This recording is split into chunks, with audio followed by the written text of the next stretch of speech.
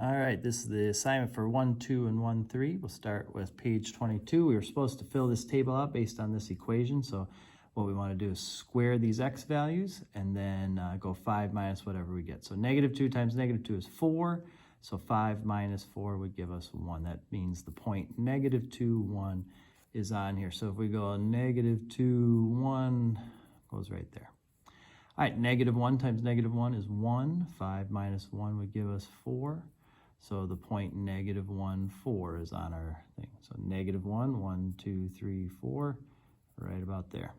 Okay. If we put 0 in, 0 squared, 0 times 0 is 0. 5 minus 0 will give us 5. So the point 0, 5 is on our list. 0, don't go anywhere on the x. 5 up puts us right there.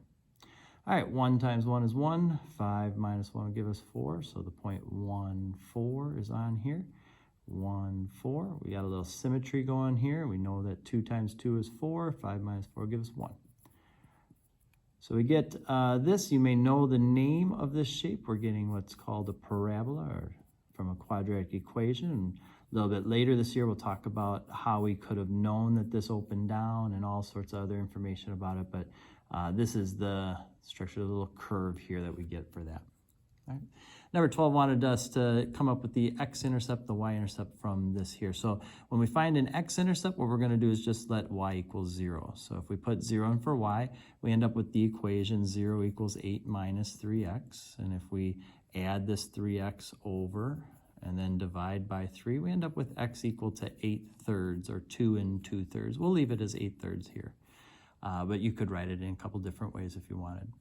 And as far as the y-intercept goes, we're going to let x equal 0. This one's going to be even easier because we'll put 0 in there. 3 times 0 is 0. 8 minus 0 gives us 8. And what this means is if we wanted to graph this, we could go to 8/3 on the x-axis, and that's about between 2 and 3, right about there. And we could go up to 8 on the y-axis. 1, 2, 3, 4, 5, 6, 7, about right there. And we could draw a line through those 2 points. Kind of a quick way to graph that line if we wanted to. But there's other ways, obviously, to do something like this here. All right. On page 34, we were given this graph here, these 3 lines. We were supposed to match them up. So A has a slope of 0. A 0 slope is horizontal, not going up, not going down. So that would be L2. A -3/4, a negative slope means that it's going down from left to right, and that's what line 1 is doing. And a slope of 1 is a positive slope. That means it's going up from left to right. So that's L3. Right. We wanted the slope and y-intercept off of this equation here. This equation already has y by itself, so it's pretty simple. The slope is always then what's in front of x, so our slope will be -3/2. And the y-intercept is the number here, because if you put 0 in for x, this would go away, and you'd have that 6 left over. So that's pretty simple.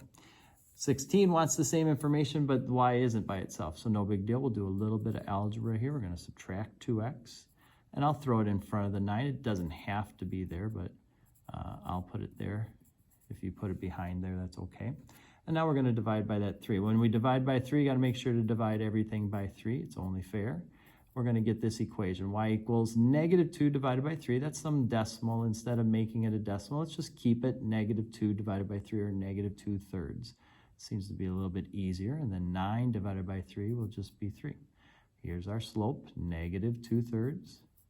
And our y-intercept is that 3. All right. And a couple other ways you could probably do that, but this is the quickest algebraic way to do it. All right. Then we're looking for the slope between 2 points. And we have a slope formula that says take one y value minus the other y value. So go 4 minus -4. Over x value minus x value, 2 minus 4. 4 minus -4 is the same as 4 plus 4. That's going to give us 8 on the top. And 2 minus 4 gives us a -2 on the bottom. 8 divided by -2 is a -4. There's our slope. Okay. Now, if you wanted to just kind of make sure you did it right, you could do a quick little sketch. 2, 4 is right there. 4, -4 is right here. And say, okay, well, to get from this point to this point, I have to go down 8 and over 2. Down 8 over 2 is the same as -4. So you can kind of check your work there just to make sure you didn't make a silly subtraction mistake. Okay.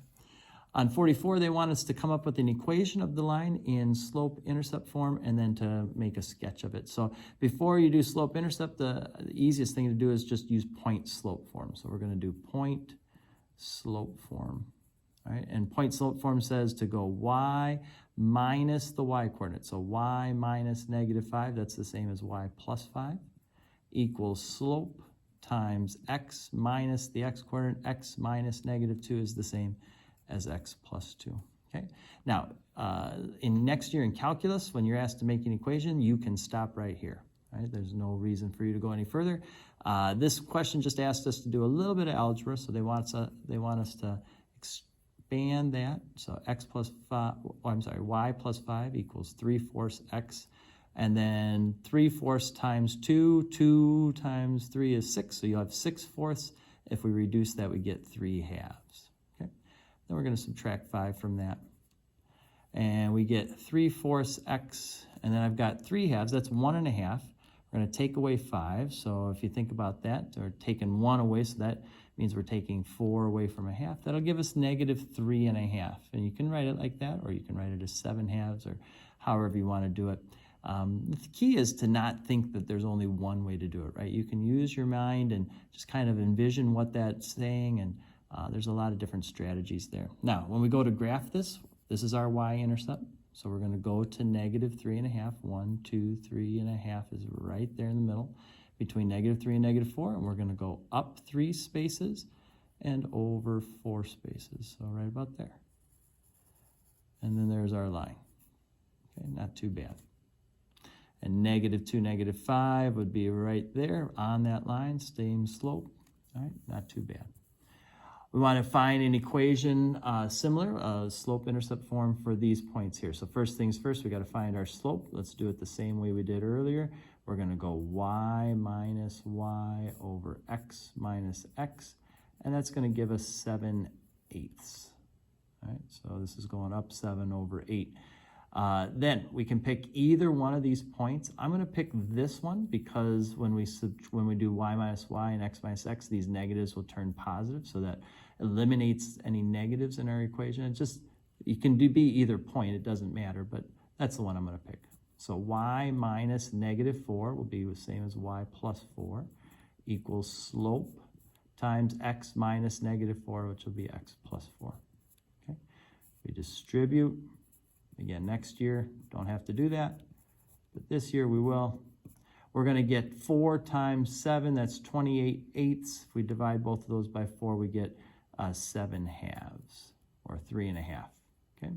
And if we subtract 4 from that, we get y equals 7/8 x. So 3.5 minus 4 would be a -1/2. We'd have everything cancel except for our 1 -1/2 that remains. And if we would have picked the other point, we would have ended up with that same spot too. All right, last question here wants to know whether these are parallel, perpendicular, or do they just simply intersect? So we're going to find the slope between each one. For this one here, our slope is y minus y over x minus x. We're going to get -6 over -3. We got a slope of 2. Okay, so if they're parallel, they'll have the same slope. So this slope will also be 2. If they're perpendicular, they'll be opposite reciprocal. So this slope will be -1/2.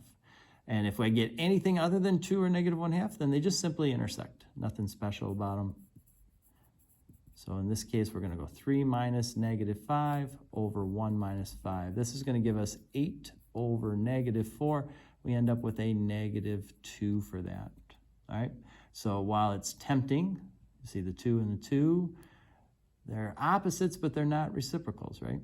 And so because of that, we say they just simply intersect, but not in any special way.